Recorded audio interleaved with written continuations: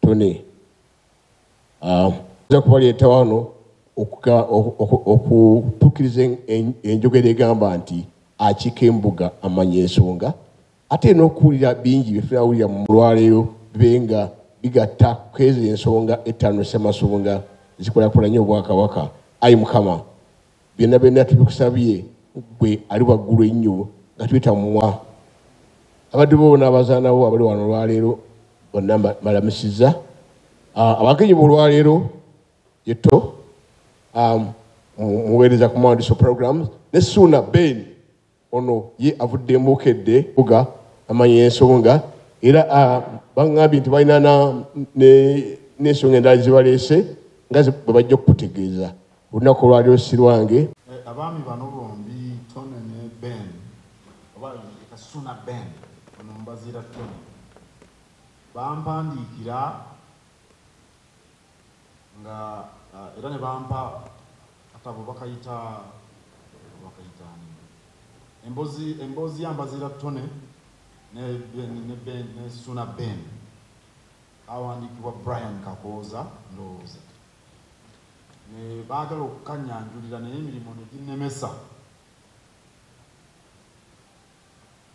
ne mbasindikira Oweekitiibwa Ssekabembe era akatabo ne bakamukwasa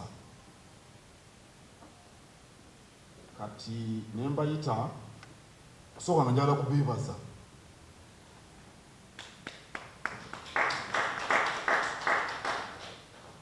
njagala kubeebaza kubanga oyinza kuboogerako ng'abantu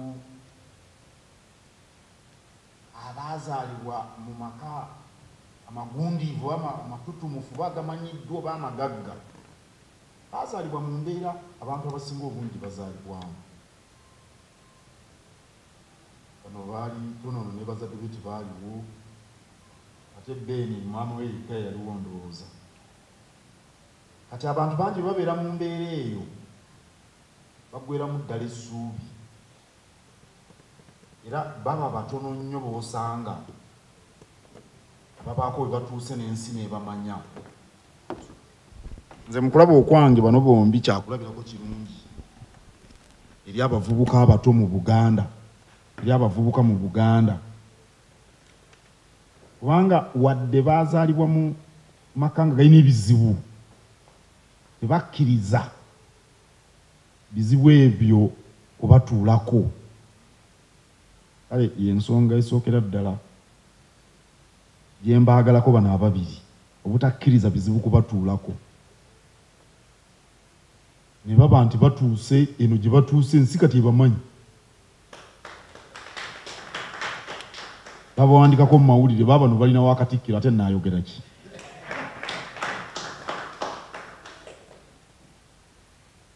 Ekyokubiri ne bataba battima ne bagabana olugendo lwabwe naffe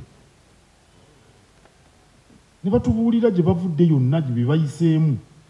Abantu bangi bwe babako we batuuse kababe abantu mu biti ebyenjawulo kababe bano abakola emirimu egy'ekikugu oba bannamakolero si bangi bw'osanga n'akugamba nti owange nze nsomosa obuwonvu n'obugga. Abamu baagala kutugamba nti tuli b'amaanyi nnyo ti amagezi gange ge gantuusizza wano naye bano baatubuulira gye bayiseemu n'okusoomozebwa kwonna kwe baasanga. Eryo liba ssomo erisobola okuwa n'abantu abalala amaanyi.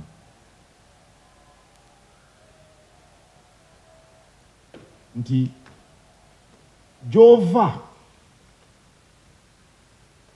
tewateekeddwa kusalirawo ki ky'oteekeddwa okuba. Mpulira nnyo abantu abagaa nze ndi mwana munaku, nze nazaalibwa mu maka manaku, nze nakola biki. Abantu boogera nnyo enjogera era ffe situgyagala mu mulembe omutebi. Twagala abantu baddamu ebyo nti nze nava mu maka maavu. Wavaayo naye kakati wavaayo kati oli wano leero ki ky'osobola okukolawo okukyusa obulamu bwo. Kakati baagabana olugendo lwabwe mu katabo ako tebaafulumya. Simanyiyo oba waliyo munnabitone omulala wenzijukira atunyumiriza mu buwandiike gyavudde. Batera nnyo okubaleeta ku TV, ku radio, naye puroguramu ziba za dakiika 3 na bano bennyini bakyaza bannabitone, naye atera kumubuuza tubuulire watandika otya endongo mu dakiika 5 ngo yamuvuddeko. Tibatera nnyo naye kati bano bo bawandiise akatabo kendooza nti kasobola okuyigiriza abalala n'okubongeramu amaanyi. Ensonga ey'okusatu lwaki nabayise mbasisinkanye kubanga njagala kugirawo ddala endowooza eyasikyaka ennyo nti bannabitone baliwo okutusanyusa busanyusa. Ekiremesezza bannabitone mu Uganda naddala okukula ye ndowooza eyo nti bomulimu gwabwe kusanyusa busanyusa bantu. Munnabitone atusanyusa tugambe omuyimbi, muzanyi wa katemba, waliwo n'abazina kati amazina ag'essente. Bannabitone balina ebitimu bagwa byanjawulo, abamu bakuba bivuga, waliyo nga bano oba tubayita abagoma badijje. Bonna bannabitone bonna bali ku mulimu gwa kutusanyusa, naye si kutusanyusa busanyusa, mulimu okufaananako munnamateeka bw'asiba ettaayi n'agenda mu kkooti okwoza omusango, okufaananako omusawo bw'agenda mu sweta okubaaga omuntu, okufaananako omusomesa bw'agenda mu kibiina okusomesa abaana, okufaananako omulimi bw'alima emmwanyi, okufaananako munnamakolero, okufaananako omusuubuzi agenda e China. Twagala bannabitone mu Uganda bagirewo ddala endowooza erooza nti bo baliwo okutusanyusa busanyusa, kubanga munnabitone bw'ajja kati nga bano balina ettutumu teryogerekeka babalangirira nti Ben Ssuuna Ben oba bwatyo yeeyita nti anaakuba ekidongo ensi ekyankalana oba ono nawulidde bamulanga agenda miti ebiri enkya. Abeeyo beekeja. Namulabye ne mu kisaawe Masaka ng'akaga, namulabye ng'akaga. Ye kituufu batusanyusa, naye mulimo okufaananako omulimu omulala gwonna. Era kye mbasaba mwe bannabitone mutwale omulimu gwammwe nti mulimo ng'omulala gwonna. Munnamateeka bw'aba mutamiivu tayinza kubeera munnamateeka mulungi. Munnamateeka bw'aba mukumpanya tayinza kubeera munnamateeka mulungi. Munnamateeka bw'abeera omunafu, bannamateeka mubalaba bw'aba n'agenda mu kkooti asula mu bitabo, amateeka mangi nnyo goba olina okwejjukanya. Bw'aba tasobola kukikola tasobola kubeera munnamateeka mulungi. Kakati nabano bannabitone bwe bali. Bw'obeera munnabitone ng'oli mutamiivu baakupangisiza okugenda emiti ebiri n'otalabikako, ne bakupangisa emiti ebiri ne bakupangisa n'eryantonde kawungeezi kamu, kubanga oyagala ssente zombi n'ozikwata ogenda kutuukayo otya? Kati ogenda kutandika kupalapalanya, kiyinza obutalabikirawo n'erinnya ligenda lifa mpola mpola mpola. Gye biggweera nga bannabitone bagamba baneemu bayambe. Tone yakolanga ku rediyo ya Kabaka bane takyalina wadde ezigula ettuli omunnyu. Bannabitone mbagamba bulijjo nti sente ze mufuna teziringa ez'aba DJ e London, tezenkana. Naye mwegeraageranye n'abantu bemwenkana nabo emyaka mu Uganda. Nina omuyimbi yangamba nti tufuna sente ntono, ne mugamba nti ofuna sente mmeka? Nti kale bantwala egindi eyo ne bansasula obukadde 3. obukadde buna nti kakati bwe nzijjako ezigenderako waliwo ebigenderako alina okujjako ez'entambula babiza kusula kulya alina baatambula nabo alina okujjako baza dijje kwagenza nebiki n'asigazawo tugaba obukadde bubiri oba kakadde kamu n'ekitu ne mugamba nti kakati mbuulira namusongera abantu mubantu abo nabo olaba ani afuna siringa obukadde obubiri olw'omukaaga olumu wegeraageranye ne mu katale mw'oli leka kwegeraageranya mu katale mw'otali bannabito ne bafuna nnyo ssente ago ge mazima naye bo kye bakola bagamba ha dijje akuba mu kirabu ey'egindi eya forest gate e bungereza bamuswa pawundi oli bungereza wegeraageranye ku bantu ab'emyaka gyo be mwava naye eyo mu ndegeya ebugabira ab'emyaka gyo bameka abalinga ggwe okusooka ettutumu kitegeeza mikisa ettutumu kye kitegeeza mikisa kubanga mu ttutumu osanga abantu bangi okola otya ekyokubiri ne ssente z'ofuna geraganya ku bantu bali so si bano ab'e London olwojja okutegeera nti ofuna ssente kakati zisige bulungi kubanga kiseera kituuka ebitone naddala okuyimba ekiseera kituuka n'obeera nga tokyali lyanda naye ng'ate bw'oba weeyisa mu ngeri ya kikugu ensi eba ekyakubala mulabe Moses Matovu n'Afrigo Band yaweza emyaka 73 ndowooza naye bajjuza abantu bajja bagenda Afrigo bikyatuwoomera kubanga yakwata omulimu gwe nti mulimu awo nno nze kye muba mulaba nga nsinkana bano bannabitone bategeere nti omulimu gwe baliko mulimu ng'abantu abalima emmwanyi nammwe nno musimbeyo ku mmwanyi mulime emmwanyi zijja kubakola bulungi ejja bakola bulungi nnyo daye ye Masaka eyo kimanya ono simanya gyava naye kimanya awo ettaka weeriri naye ofuna n'ogula ettaka n'ogenda olima emmwanyi kuba emmwanyi myezi 19 gutandika kunoga myezi 19 kakati awo oba n'ennimiro yiika 5 10 ssebo bajja kutwala okutukubira ebidongo nga naawe wetunula eri kubanga olina ojja akasente kale nsanyuse nnyo okubalaba era mbaagaliza muyitimuke nnyo mube bantu b'amaanyi n'okusinga kati kye muli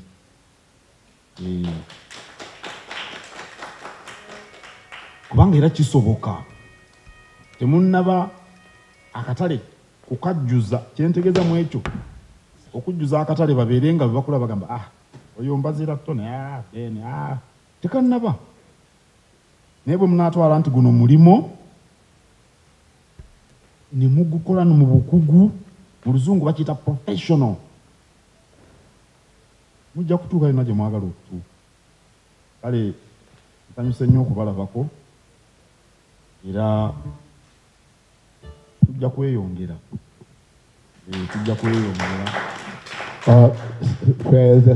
oyitibwa Katikkiro Mbaziira Tonny ndi musajja wa Kabaka okuva mu ssaza ly'e Buddu Masaka eyo yewaffe tukyogera nnyo buli lunaku tusiiba tukigamba abantu era tuli basanyufu nnyo okubanga tuli beeyo ate mukama waffe watuyise nga naawe oliwe waffe era obudde buno tuwulira essanyu eritagambika tusaba abali wano bakikubireko mu ngalo ekyo ekyokubanga mukama waffe watuyise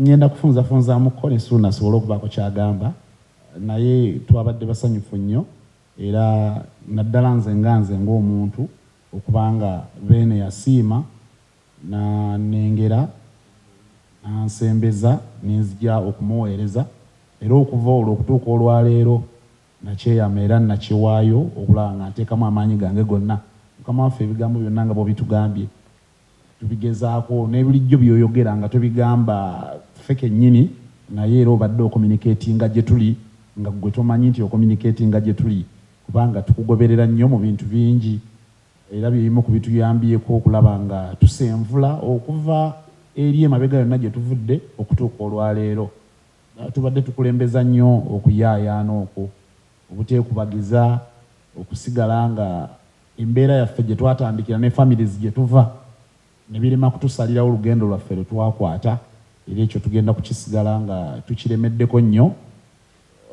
abavubuka ba Ssaabasajja weewaawo ng'omulembe bwe guli nti beene yagutukwasa ekyo ffe tetwalinda beene kujja kutugamba nti Mbaziira Tonny ne Ssuuna beene mukwate omulembe guugwo nedda ffe ke twamanya nti omulembe yaguwa ffe bavubuka beene n'atuwa platform ne tusalawo tugyeyambise era bwe mbeera ku CBS okwo bakama bange baali bampa omulimu ne baŋŋamba twagala taaki envubuka yennyini gye twaleeta era mukama wange njagala okutegeeza abavubuka ba Ssaabasajja basanyufu nnyo wansi eyo betuweereza basiiba batweyanza oluusi balina n'ebirabo bye batuwanga birina kutuuka gye muli naye ne tubula bwe tubituusa nga babeebaza olw'okubanga mwatulondayo ne mutusembeza kubanga basanyufu nnyo olw'ekyo naye nga era ekyanya tunaye twali kijje wabula erimu bakama baffe toyanza nnyo tweyanzeege tusuubiza okusigala nga tuli bawulize nga bwe tubadde ebirala ebisigaddeko oluusi ebitusobako olw'emyaka wano nawali tugenda kwongera naffe okwetereeza nga twesigama nnyo ku bigambo byetugambye mukama waffe tweyanza nnyo tweyanzeege. Ani musajja munnabuddu era ebuddu gye nava okujja kuno enazaalibwa n'ensomera n'enkolera nayo ko nabulako kimu kuwasaayo kanno ng'era gye sinaba tomanya byansi eno nyinza okuba ng'era gye naawasa naye nga mu nteekateeka eno okusookera ddala twagala okwebaza Ssaabasajja yasiima n'atulondera Katikkiro atukoze obulungi obutagambika kirabwa n'ayonka nti okuva Katikkiro bwe yakwatamu mu kintu kino amaanyi ogalaba n'okuyuuguuma sikirootangako mu bulamu bwange nti nno Katikkiro asobola okumpita ne ntuula wano ng'ali wali n'awuliriza ali okuwuliriza byenjogera kale bannange kyamaanyi nnyo byonna byonna mbizaayo eri Mukama Katonda ne mwebaza ne nkubiriza ne baganda bange bonna abali eyo nti bw'oba olina kyokola kikole n'amaanyi weeweeyo omulimu guno gwe tukola ogw'okkubira abantu ennyimba ne basanyuka tegwabalwanga nnyo ng'ekintu eky'amaanyi edda kubanga abaagukolanga baasasulwanga kitono ate nga baayisibwangamu n'amaaso twagukola lwakuba nti kwe kuyitibwa kwaffe naye tetwamanya nti ate gunaatutuusa eno nti Oweekitiibwa Katikkiro ayise dijje batukowodde bannange tuli wano n'olw'ensonga eyo buli mulimu ogwokola gwonna gukole ng'ogwagala guteekemu amaanyi tuula wansi ogulowooleza ebipya gujja kubaako gye gututuuseewo amaanyi nze kino kyokka ekyokutuulako ne Katikkiro kimala era siina kyenjagala kirala ebyange biwedde tweyanzeege simanyi oba ngeri akatabo gye kataliiwo tunaafuna ekifaananyi waweeru Mbaziira.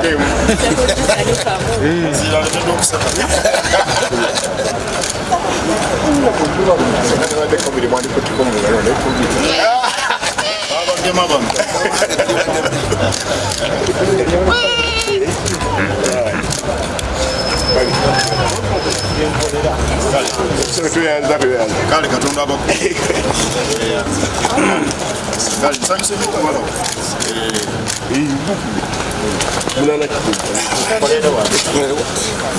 Katikkiro yatuyita ng'ayita mu ofiisi ye era eya Katikkiro n'atuwa olunaku olwaleero nga 29 omwezi ogw'omukaaga okujja mu ofiisi ye ng'atwetaaga naffe ne tubukeereza nkokola cause it is a very beautiful feeling buli muntu yali etaazeyo okuyitibwako mu ofiisi ng'eya Katikkiro naffe ne tubukeereza nkokola era bye bigere bino gye tuva ebisinga tubyogedde naye bwemunamwagala bimanya tujja bibagamba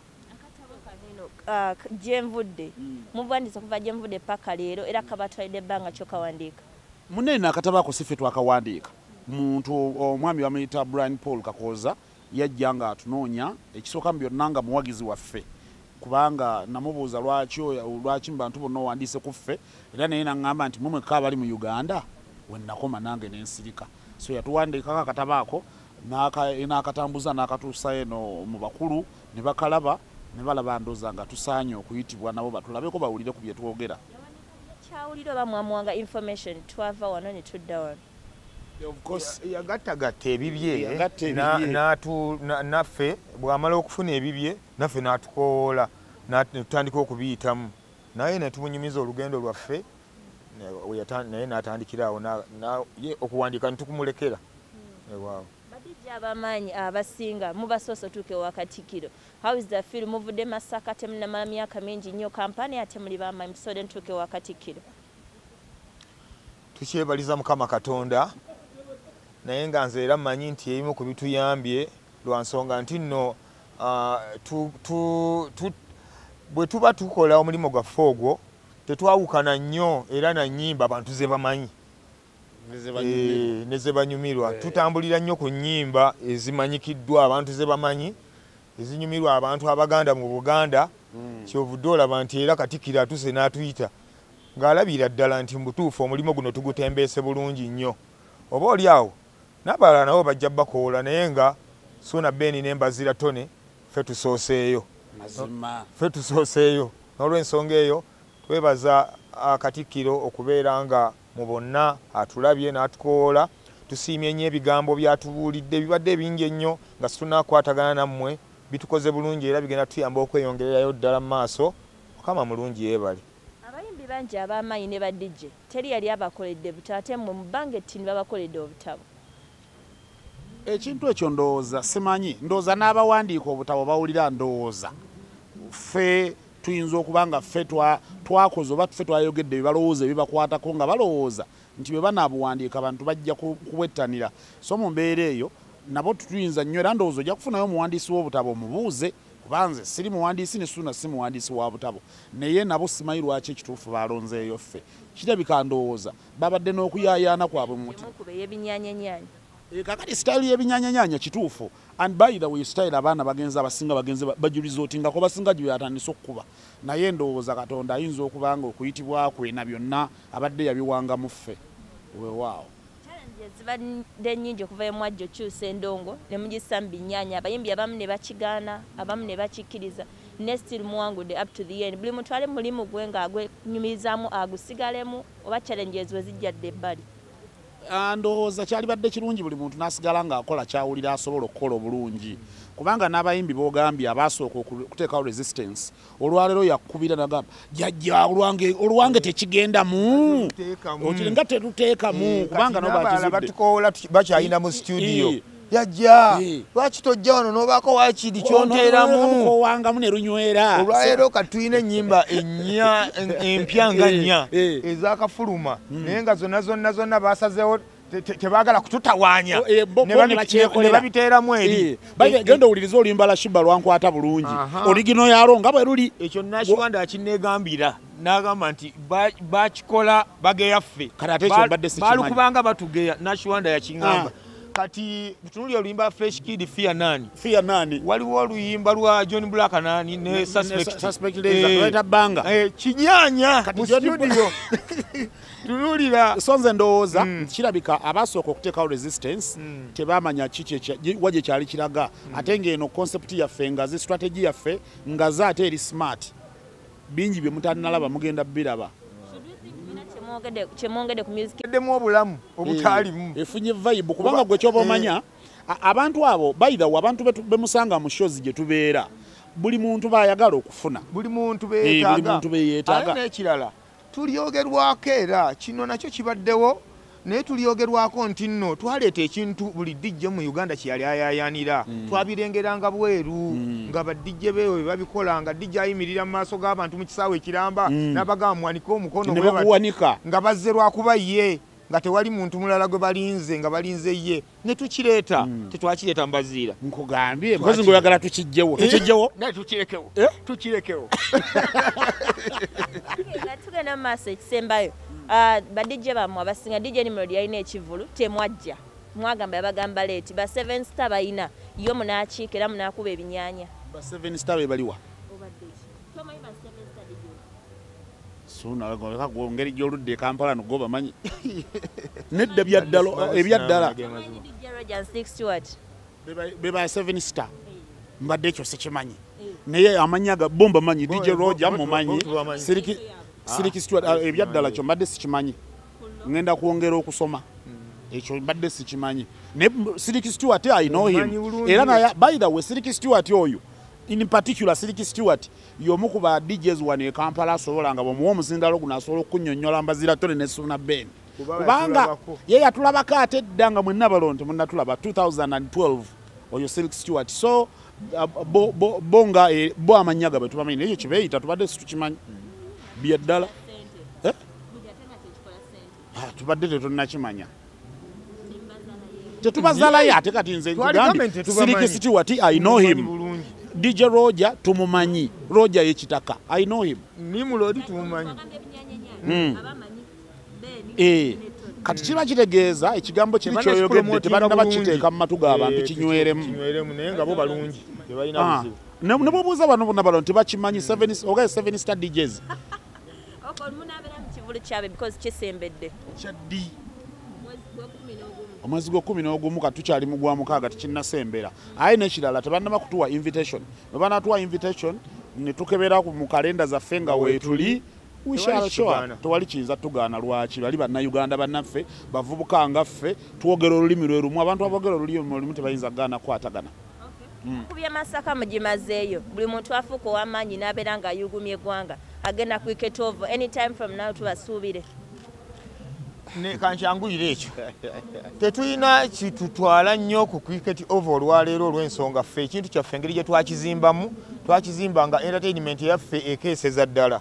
Naye tukwata abantu abajja ku cricket over ne tubatwala ewantu ewalala wonna ne bakuŋŋaana abajjulawo nga sina wakindi nga wagaze okusinga cricket over wangi kate yali badde omulala nga beti sigwabuuza ekyo yebyobuuza obimanyi. Cricket over gye twagala oba Kampala temulina ennyinyi. Kampala tekeesa bwe buzibu bwokka bwokka tewakeesa ffe endongo yaffe ekeesa tugivaamu ku makyanga akasana kaase ewantu watakeesa situgendawo. Naye ffe ne bwe tuyita abantu mu Lwera bajja. Okay, nga tumayiza akatabo kammwe omuntu akasanzeewa era akajja mu matundiro ki? Kakati akatabo ako bambi akatabo ako weekali tukalina bakayita Mbaziira Mbaziira Tonny ne Ssuuna Ben weekali ku katale wane e Kampala mainly ndoza bajja kasanga ku CBS weekali ku reception. Then nange ng'omuntu ntambula nabo mu motoka ne Ssuuna ono atambula nabo ne Masaka ku DMK computers gye buli. So kamitwalo ebiri just mitwalo ebiri wanje mulimu olulimi lumu Luganda ffe tuli basajja Baganda ne wano we tuli ku kitebe kya Buganda e Bulange. So kitegeeza toyinza kusangamu Lujapani. Akatabo ako omuwandiisi waako nga bwe twabagambye omuwandiisi ndowooza kimutwalidde emyezi wakati w'omusanvu n'omunaana ng'akategeka ne kafuna approval okuva eno mbakulu ab'enkuluza abakugu mu lulimi ne mu kuwandiika obutabo ne kafuluma nga kali well approved era weekali omuwandiisi waako ye Brian Paul Kakooza. Kamitwalo ebiri gyokka bakeetaaga okukagula.